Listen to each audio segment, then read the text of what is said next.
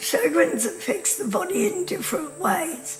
It affects your digestive system, it affects your lungs, it can affect your skin, and also it affects your organs, all parts of your organs. Depending on how severe the dryness is in your body, it can also affect the organs internally so that they become so dry that they rub on the walls of the uterus and you bleed internally. You need to take lots of fish oil. I've stopped my bleeding with lots of fish oil, 6 to 8 capsules a day, and I also take a hydrolyte tablet in water. That helps that. You need lashings and lashings of moisturiser for your skin. I use a Nutromedics Body Dew, which I find stays in the skin and keeps it hydrated. There's a tip, when you have a shower, when you get out of the shower, don't rub yourself dry. The skin needs all the moisture it gets. Put on your bathrobe while you're still damp.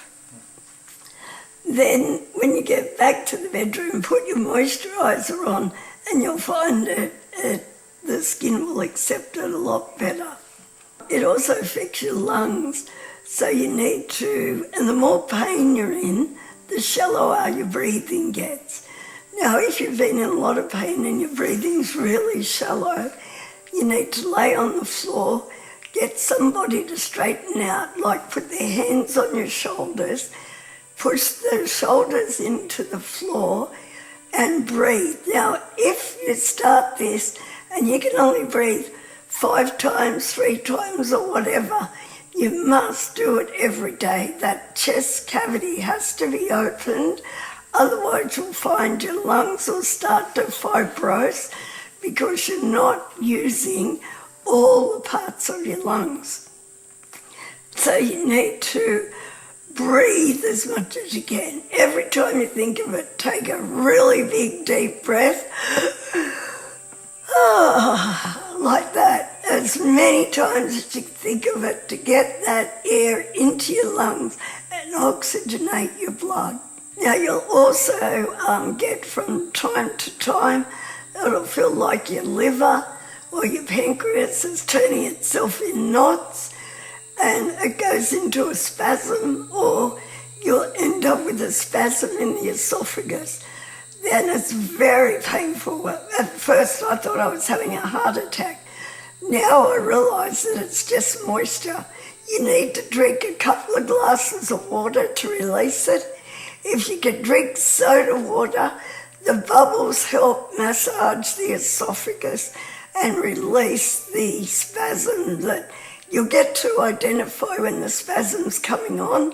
Reach for the soda water, drink a glass straight down. It'll make you burp, but it stops the pain because it is a terrific pain once it starts spasming. So if the kidneys or the liver liver or the pancreas is spasming, you just need to drink glasses and glasses of either normal water or soda water. Also, what happens with your esophagus is you'll get a dry cough. It's nothing to worry about.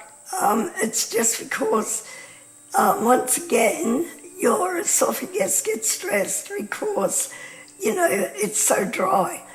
I buy Ricodine Linctus from the chemist and I just take like 5 mils. What that does is it's only for dry coughs, this medicine, and it sort of numbs your throat so that you stop coughing. I find that, I have to do this every now and then. You'll find you cough more as well when you get stressed. So staying calm is really important. In fact, it's really important that you get your mind active because you'll suffer from brain fog, which memory loss comes with brain fog. Feeling like you're half asleep all day comes with brain fog. as the capillaries in your brain are constricting, you really need to I take noni juice, which works on the capillaries in the brain and it stops the brain fog. Now, with your mobility, the last thing you can do is, if you're in pain, is to sit down all the time. Pain is a result of the body telling you that there's inflammation. If you take 6 to 8 turmeric tablets for a couple of weeks, you'll find that that inflammation will go and you'll be in less pain. You need to walk around. If you're sitting down, don't sit down any longer than half an hour. It's a bit like when you're on a plane. You have to keep your feet moving, move your ankles up and down, side to side, move your legs, so that stops that thrombosis from happening. You need to do that. You have to keep the circulation going. So you need to get up and walk around like every half hour. Exercise, you really need exercise. I mentioned the Zen Chi machine in one of my modules, which is an exercise for people with chronic fatigue that haven't got the energy to exercise. I also mentioned the vibrational therapy machine. I use that. You have to make sure you have massages. If you're travelling on a plane, you need a lymphatic drainage before you go. It's a type of a massage that cleans out your lymphatic system, which is where all the toxins in your body are stored. Now, if you're flying and you haven't had that done, I used to find that all my ankles and knees would swell up, and by the time I got off the plane, I could hardly walk. Yes, so you really need to have that done before you fly. I have a lymphatic drainage at least once every 6 months, and I have a massage every month just to keep everything going. I have acupuncture if I need it, because with the dryness in your body, they can give you acupuncture to lubricate the body or to keep your moisture-producing glands going, and your salivary glands as well. Don't forget the handheld massager to massage your facial salivary glands to keep them going. You have salivary glands under here. You have salivary glands under in the bottom of your lip here. You have your parotid gland down the side. So if you can massage them every time you're sitting down relaxing, you'll find that that'll keep the saliva stimulated.